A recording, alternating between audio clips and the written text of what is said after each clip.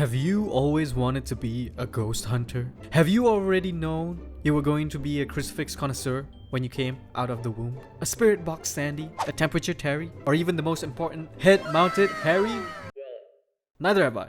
That's something we both have had in common. But here we have Phasmophobia, an early access game. It's made by Kinetic Games. They're British, so you know this is gonna have some crazy British shit. I'm just kidding.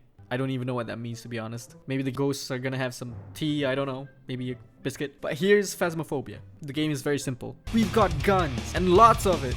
Nah, I wish. Basically, you and ideally a group of friends, because I definitely wouldn't play this game alone, not for any particular reason. It's just more fun with friends in general. Although it does creep me out a lot, and you wouldn't catch me dead playing horror games alone at night in the middle of a dark room with only one light. That has nothing to do with it, of course.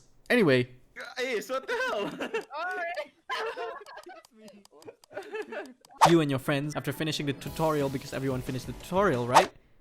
Yeah? Good.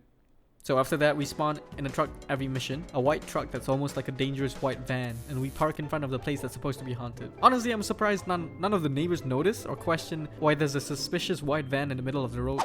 See, you two getting on. Late at night. But hey, I guess that's their choice. Maybe they've got party plans every day. It's not as much of a problem for the high school or the farmhouse though.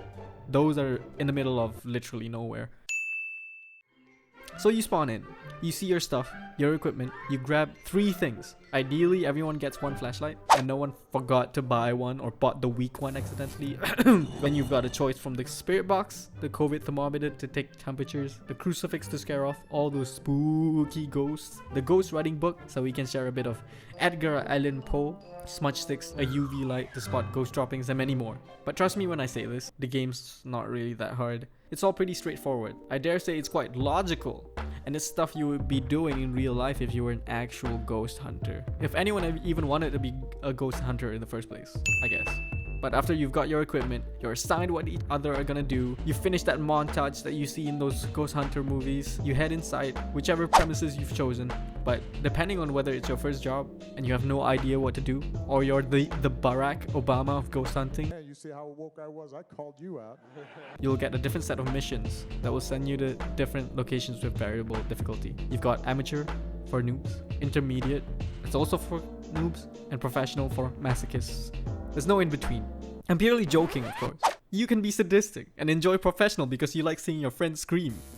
But anyway, you head in, you look for the place where the ghost might be, and you can leave all your shit there everywhere, angering it.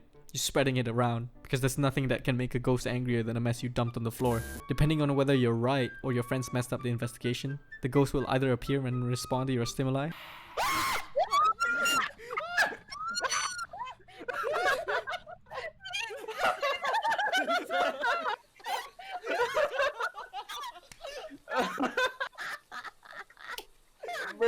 it'll respond and confirm your investigations, in which you can then code it in to your magic ghost book encyclopedia thing. Congratulations, you've earned 10 bucks. Now this is where the game starts getting unrealistic. Yes, this is the point where the game starts becoming unrealistic. It gives you shit for all the work you do.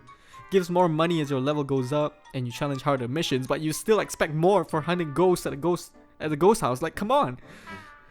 I'm putting my life on the line here.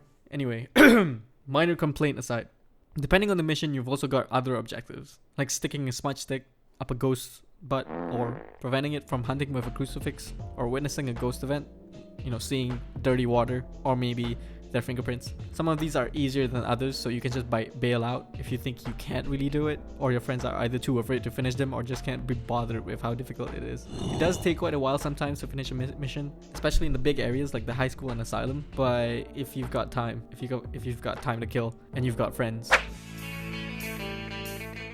then why not? But the more you hunt, the more tips and tricks you'll get, like how the high school has telephones that ring to indicate where it spawns, or the footsteps that sound when the ghost is hunting, making you shit your pants a floor down.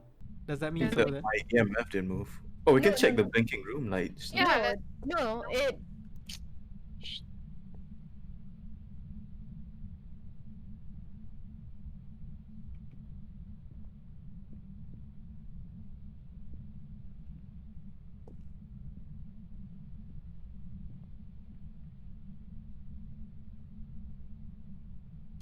It's all pretty straightforward and intuitive once you've got the basics down.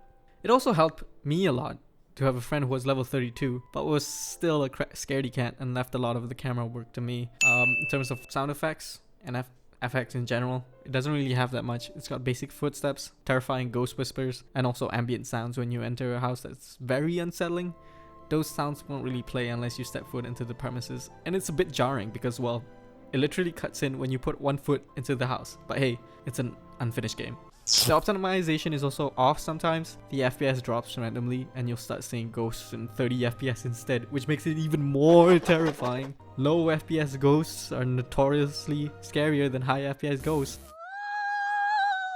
But it's got your basic options and FOV sliders. Thank God for FOV sliders. Anyway, that's the game.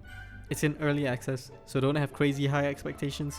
Just expect to have a good time with friends if they don't deal that well with horror stuff and ghosts. John Moore, hello? Give me a sign. Wait, who has the camera set up? No, give me So buckle up, drag your FOV sliders all the way up, button your pants, and get hunting. Thanks for watching, and please do subscribe.